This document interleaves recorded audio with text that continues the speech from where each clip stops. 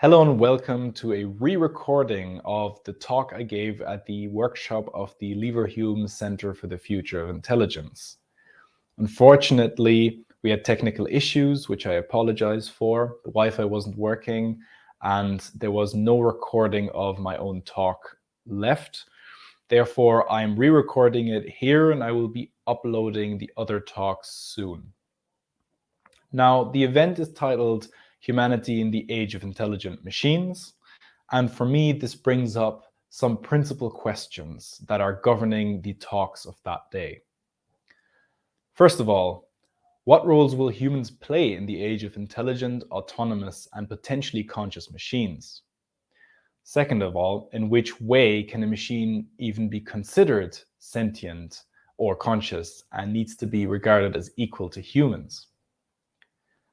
And third, can we apply the same criteria as we do for animals and humans, or does the technological age force us to develop entirely new definitions? Now, I'm coming from a perspective, and I've researched on a perspective of phenomenology. So the phenomenological approach originated in Germany in the early 20th century and tried to observe phenomena as such in the way they have disclosed themselves to consciousness, and the way they have disclosed themselves to the subject or to the entity that is observing. So they try to arrive at a perspective on things before they are interpreted within some sort of philosophical or scientific framework.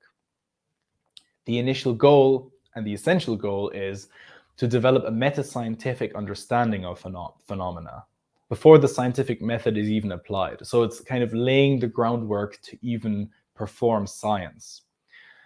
And consciousness especially is important, as consciousness seems to represent a phenomenon itself in essence, and thus it lacks sufficient phenomenological considerations in the current research surrounding it. So oftentimes you get papers and texts which have a vague understanding of consciousness, use some practical version of it without giving a proper definition or proper explanation what consciousness actually is. Oftentimes only neural functional correlates are investigated. Now, one exception is given by the so-called integrated information theory, short IIT, as IIT begins from phenomenological considerations, from 5 basic axioms seemingly derived from pure phenomena, which are then formalized mathematically into postulates.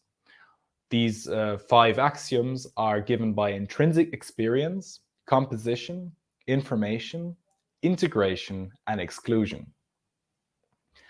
Now, intrinsic experience is kind of tautological. It means that experience is intrinsic. Each experience has an effect on the entire conscious system.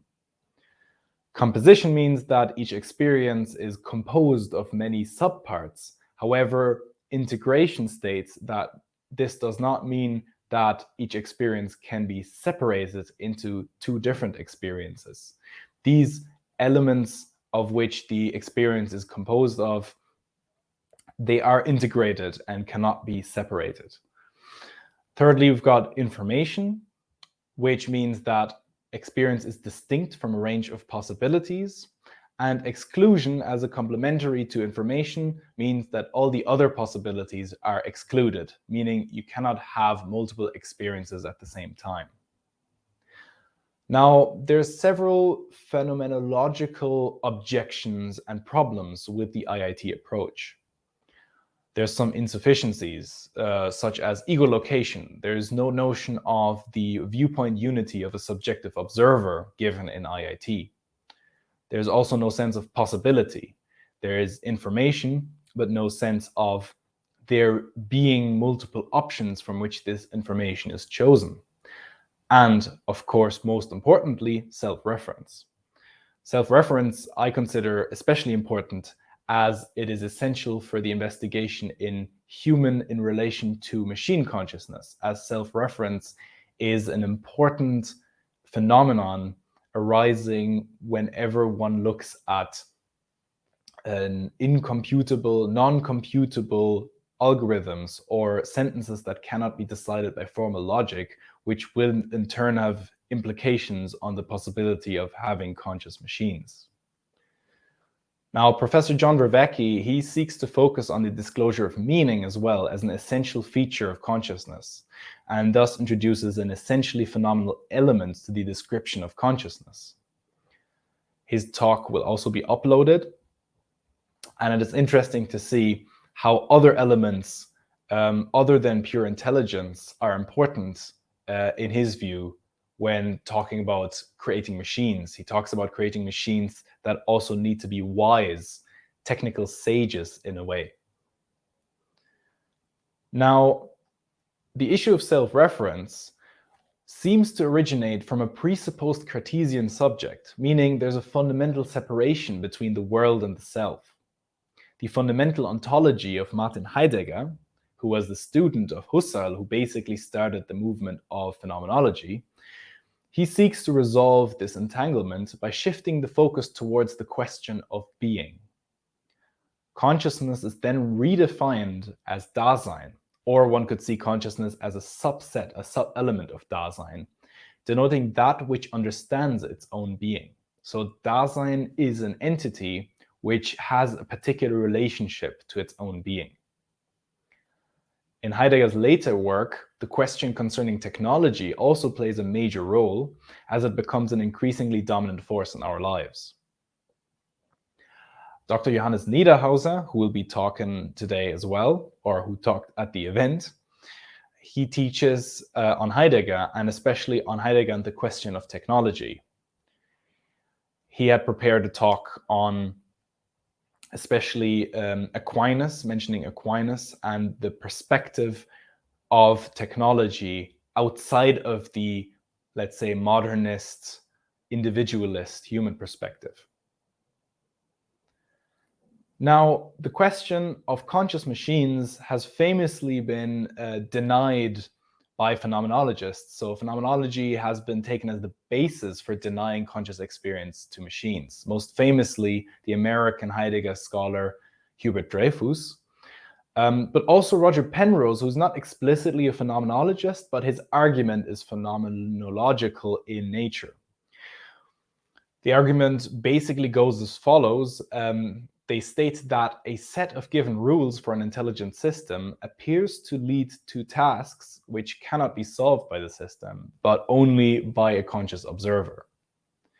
So, for example, if a logical statement is yielded by some logical system that claims this sentence is not provable, then the conscious observer can see that this sentence is true, whilst the system itself cannot prove or falsify that sentence. But wait, what if we do not know the rules of the system? So in a way, Hofstadter has claimed as a rebuttal to Penrose's argument that assuming that we know the rules of the technical system already presupposes human superiority, and deriving superiority from it is basically an act of circular reasoning. So it is hard to imagine how there could be a technical system of which the rules are essentially unknown, as you'd need to know the rules to build that system.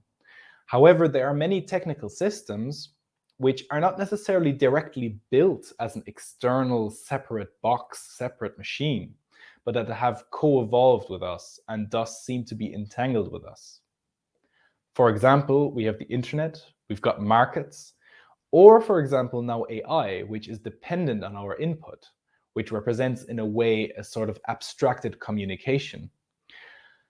They all appear to be technical systems that are entangled with our being in a way rather than representing separate external entities.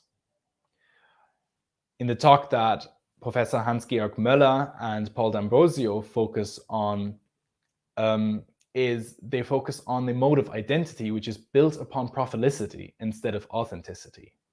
So prophelicity represents that kind of identity which is entangled with the machine, which is entangled with social media, its dynamics and algorithms. and therefore cannot be seen as that traditional, authentic identity which is separate from the machine.